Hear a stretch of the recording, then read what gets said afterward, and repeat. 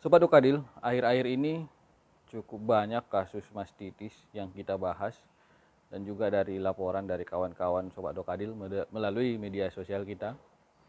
Nah, ada mastitis yang indukannya sembuh dari mastitis, cuman sayangnya ada juga yang tidak sembuh dari mastitis, sehingga jaringan penghasil susunya atau organ penghasil susu pada indukan ternak tersebut mati dan tidak memproduksi susu lagi. Nah, Sobat Dokadil, apa yang bisa kita lakukan pada indukan yang organ ataupun jaringan penghasil susunya ini tidak aktif lagi? Saksikan sampai akhir video apa yang bisa kita lakukan pada indukan yang jaringan atau organnya tidak bisa aktif lagi menghasilkan susu. Saksikan terus sampai akhir video dan jangan lupa like, komen, dan subscribe.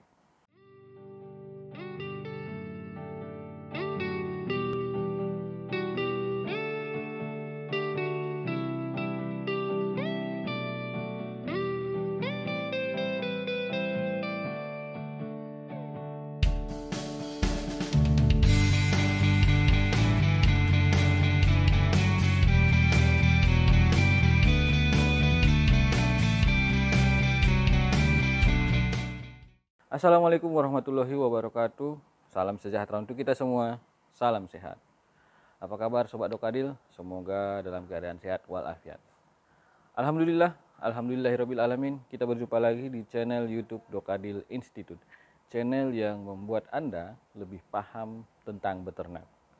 Allahumma sholli ala Sayyidina Muhammad wa ala ali Sayyidina Muhammad. Sholawat beriring salam kepada baginda Rasulullah Sallallahu Alaihi Wasallam yang selalu kita harapkan syafaatnya sampai akhir kelak nanti. Nah, mastitis. Mastitis ini merupakan radang ambing ataupun radang kantong susu.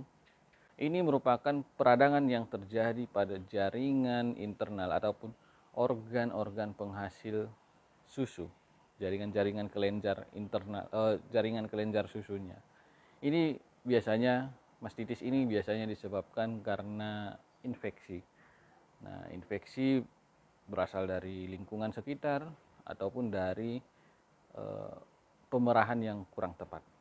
Nah, pencegahan mastitis, ini kita ulang lagi.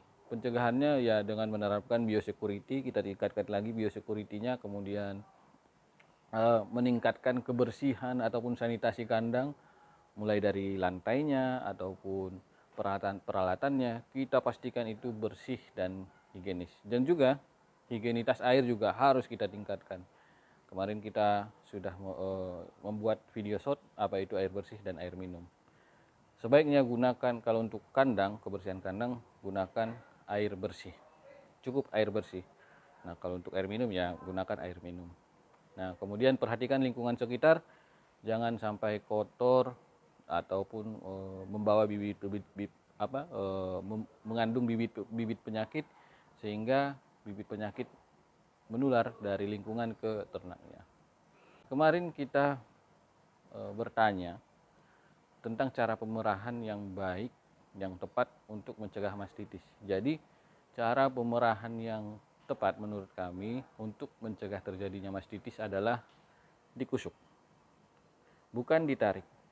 Nah, kalau ditarik, ini akan menyebabkan perlukaan pada jaringan internal kelenjar susunya ini. Sehingga kalau dia luka, ada infeksinya menyerang luka dan terjadilah peradangan. Kalau sudah terjadi peradangan, ya itu dia, mastitis. Nah, sesudah diperah, itu kita celupkan ataupun putingnya itu atau nipelnya itu kita celupkan dengan larutan iodin. Kalau tidak salah dia konsentrasinya 1%, itu kita celupkan, dan ini dinamakan tindakan teat dipping. Nah, pengobatannya untuk mastitis ini, pengobatan mastitis kalau kami biasanya pengobatannya dilakukan dengan terapi kimia, pemberian obat-obatan. Jadi Sobat Dokadil yang ingin mengobati mastitis, hubungi dokter hewan yang ada di sekitar Sobat Dokadil, konsultasi dengan dokter hewan, sehingga dokter hewan tersebut melakukan diagnosa dan mencari tahu anemnesanya, sehingga dengan diagnosa yang tepat ditemukan ataupun dapat ditentukan obat-obatan yang tepat, atau minimal kita jadi mengetahui tingkat kejadian mastitisnya, apakah mastitis ini bisa diobati atau tidak. Kalau sudah diobati, apa yang akan kita lakukan selanjutnya? Kalau tidak bisa diobati, apa yang akan kita lakukan juga. Nah, selain itu dokter hewan juga akan memberikan konsultasi semacam terapi-terapi lain yang suportif ataupun yang mendukung terhadap penyembuhan mastitis. Nah, kemudian ini menjadi dapat ditentukan harapan kesembuhan indukan yang terkena mastitis ini.